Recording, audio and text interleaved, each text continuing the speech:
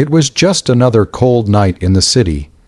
The streets were half asleep, the lamps humming quietly, and the world moved on too fast for anyone to notice the man sitting by the bakery window. His name was Ethan, a once proud worker, now just a face in the crowd. Life hadn't been kind lately. He had lost his job 3 months ago, his savings gone, his hope fading, and now all he had left was $1 single dollar, folded neatly in his worn-out wallet. That dollar was supposed to buy him a loaf of bread for the night, just enough to quiet the hunger that had become his daily companion. But as he stepped into the bakery, he saw a small boy, no older than 8, standing outside in the rain, pressing his little hands against the glass. The boy's clothes were soaked, his lips pale, and his eyes fixed on the freshly baked bread inside. Something in Ethan's heart broke that moment, because he saw himself not as he was now, but as the child he once used to be, hungry, invisible, waiting for someone to care.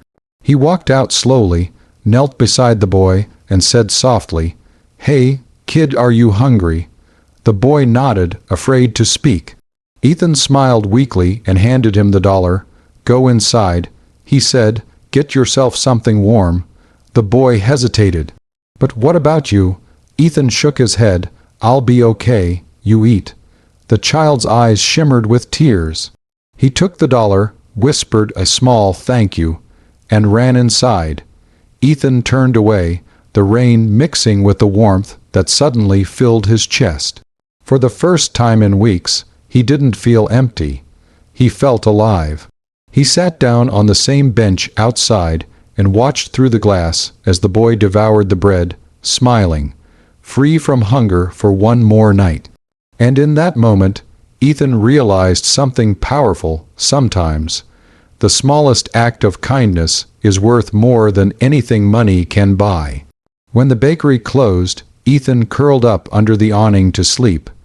The night was cold, and his stomach growled, but his heart felt full. Little did he know, the next morning, everything in his life was about to change. Soft piano fades, rain turns to dawnlight, because sometimes when you give away your last piece of hope, the universe gives it right back, multiplied. The first rays of morning brushed across the cracked sidewalk where Ethan lay sleeping. He woke slowly, the chill still clinging to his bones, his empty stomach reminding him of the price he had paid the night before. For a brief moment, he wondered if he'd made a mistake. He had given away his last dollar, and now he had nothing. But then, a small sound pulled him from his thoughts. Tiny footsteps. He looked up, and there he was, the same little boy from the night before. The child was holding a brown paper bag. He ran toward Ethan, smiling so wide it made the whole morning brighter.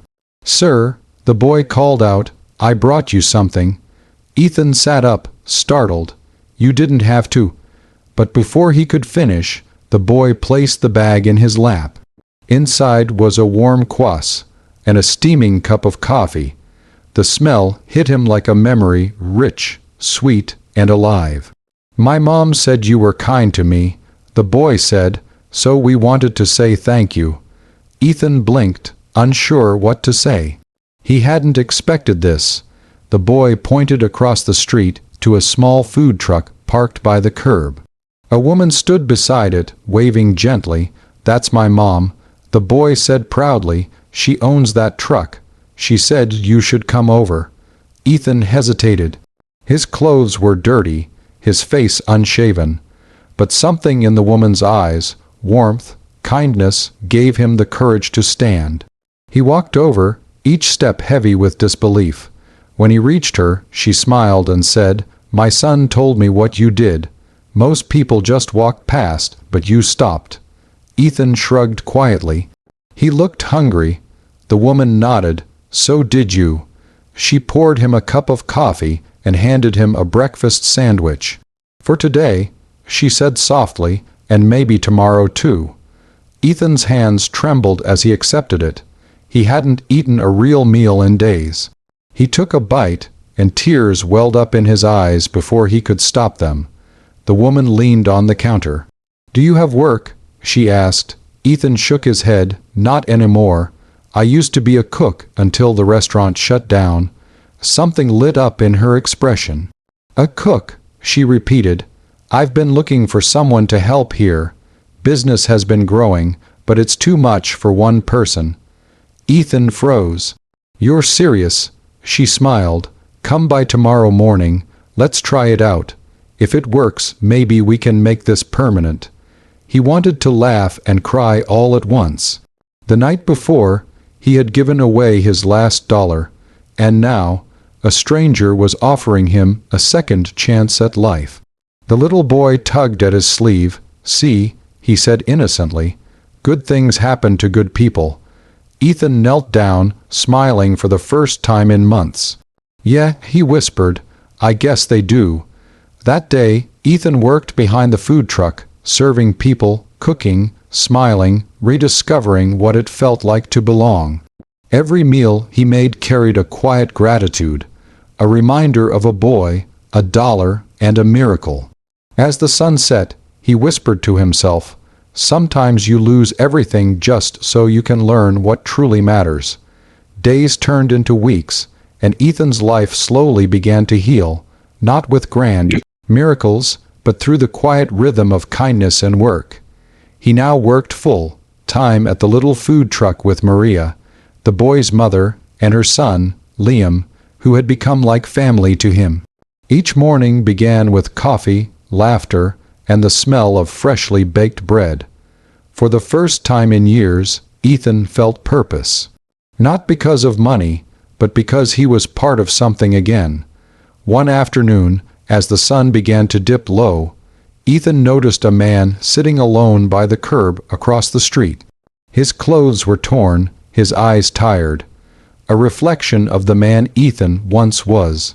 Without a second thought, Ethan filled a small paper bag, a sandwich, a drink, and a note that said, "You matter, don't give up."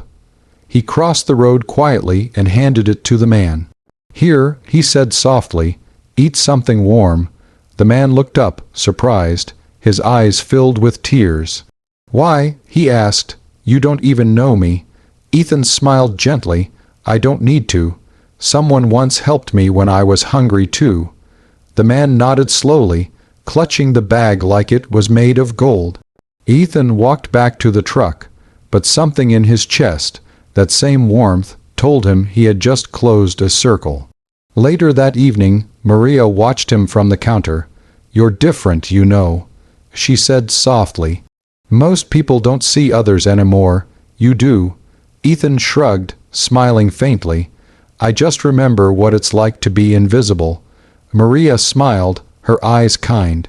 "You've become a blessing, Ethan, for me, for Liam, for everyone who comes here." He chuckled lightly. "A blessing? I'm just a cook." She shook her head. "No, you're proof that good things grow from small seeds." Those words sank deep into his heart. That night, after closing, Ethan sat outside under the streetlight with Liam. The boy was drawing in a small notebook.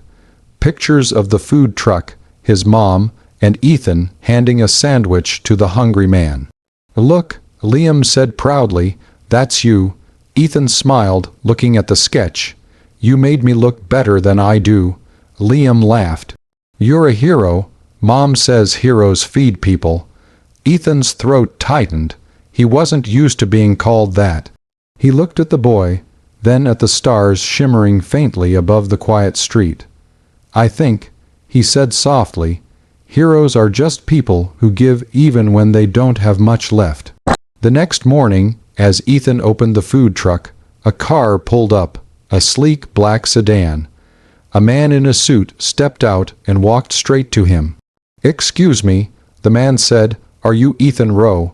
Ethan nodded, confused. "Yes, sir. Can I help you?" The man smiled and handed him an envelope. "I've been looking for you. A friend of mine told me about what you did for a child weeks ago. He said your kindness inspired him, and he wants to repay it." Ethan frowned, opening the envelope. Inside was a check. He looked again, his breath catching. $10,000. What is this? Ethan stammered. The man smiled. A thank you from someone you helped without knowing. He said your story reminded him what humanity still means. Ethan stood frozen, tears flooding his eyes. He looked back at the food truck, at Maria and Liam waving from the window, and whispered, I gave away $1, and life gave me everything back. The days after the envelope arrived felt almost unreal for Ethan. He would look at the check, $10,000, and still wonder if it was some kind of dream. But more than the money, it was the message behind it that moved him most. Someone had seen his act of kindness, and it had meant something. He didn't rush to spend it. Instead, he kept it folded neatly inside a small tin box in the food truck, as a reminder that miracles don't just happen, they multiply. A week later, on a busy afternoon, a young woman approached the truck. She looked exhausted, her clothes worn, a little boy tugging at her sleeve. Ma'am, she whispered to Maria, I'm sorry, I don't have money today, but could I just get something small for my son? Ethan overheard, and before Maria could answer, he smiled and said, Of course. What would you both like? The woman's eyes widened. Really, I can come back tomorrow. Ethan shook his head. Don't worry about it. Someone once fed me when I couldn't afford it. Now it's my turn. He handed them 2 warm sandwiches, and when she took them, tears filled her eyes. Thank you, she whispered. You have no idea what this means. Ethan smiled softly. I think I do. Later that day, Maria asked quietly, You keep doing this, giving things away. Aren't you worried we'll lose money? Ethan laughed gently. Maybe, but I'd rather lose money than lose the chance to help someone. She smiled at that, because she knew he was right. The next morning, something unexpected happened. When they arrived to open the food truck, they found a line not of customers, but of people holding envelopes, bags of groceries, and small notes. One man stepped forward. Are you the guy who helps feed people who can't pay? Ethan hesitated, unsure how to answer. Before he could speak, Maria smiled proudly. Yes, that's him. The man nodded. We all saw what you did. We want to help.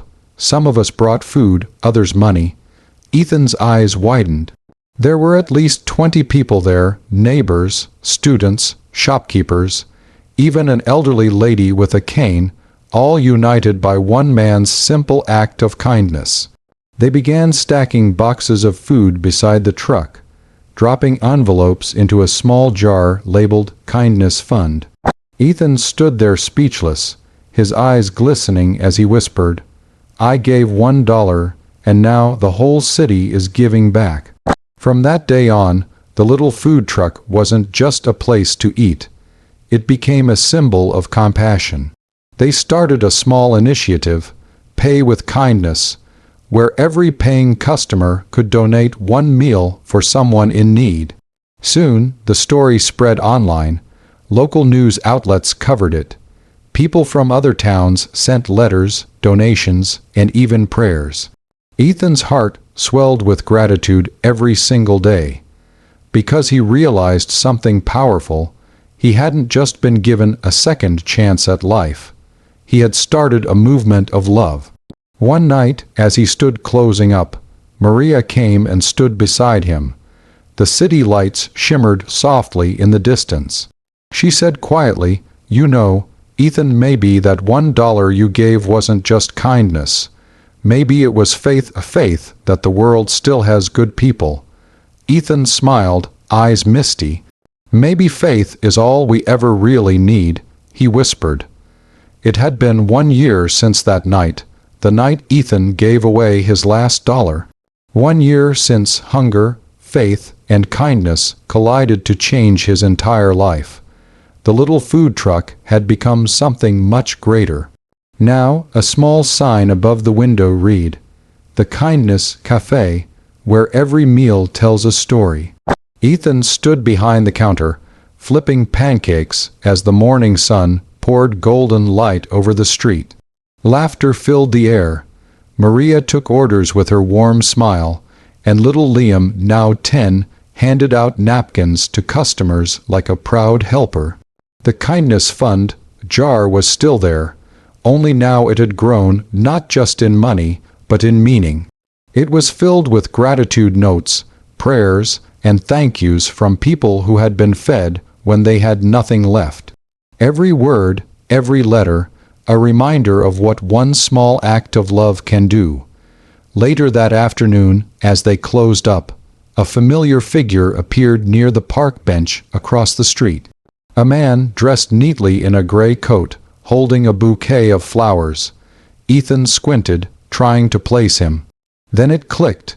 It was the man he had helped months ago, the one he'd given the sandwich and note to. "You matter, don't give up." Ethan stepped forward. "Hey there," he said softly. "How have you been?"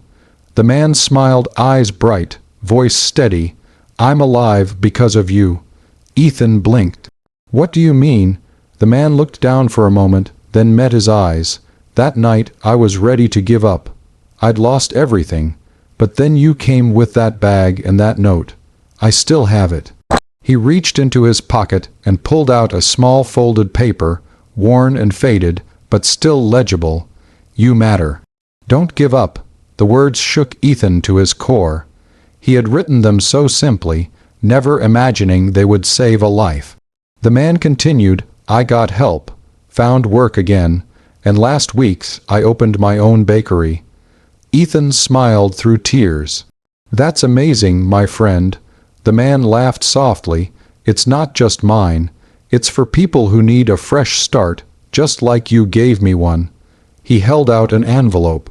"I wanted to give this to you. It's not much, but it's my way of saying thank you." Inside was a check, but this time Ethan didn't even look at the number. He just folded it back gently and said, "You've already given me more than enough." They shook hands, and as the man walked away, Ethan felt something lift inside him, a peace that words couldn't describe. That evening, as the sun melted into gold and orange across the skyline, Ethan sat beside Liam on the same park bench where his story began. The boy leaned against him. "Tell me again," Liam said, "about the night you gave away your last dollar." Ethan smiled, eyes on the horizon. "Well," he said softly, "it wasn't really the end of something, it was the beginning." He looked up at the sky, a soft breeze carrying the scent of bread and hope through the air. "You see, Liam, when you give from your heart, life finds a way to give it all back, in ways you can't even imagine." The boy nodded, smiling. "Then I'm gonna give too." Ethan laughed gently. "You already do, kiddo." As the light faded and the stars began to appear, the city glowed. 1,000 quiet stories of kindness blooming all around. And somewhere in the distance, a small paper note drifted down the street. The words still clear, still alive, "You matter. Don't give up."